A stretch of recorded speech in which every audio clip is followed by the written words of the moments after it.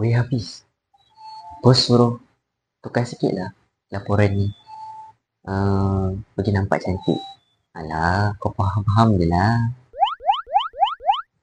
Cantik atau tipu?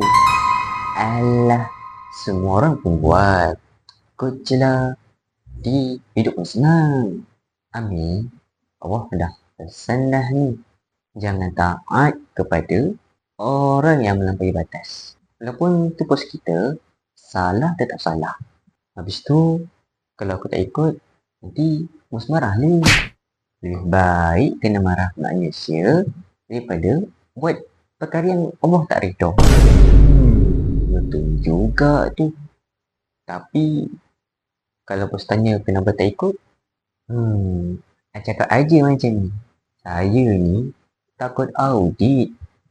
Audit apa? Audit dunia dan akhirat. Weh, yang akhirat tu lagi seram.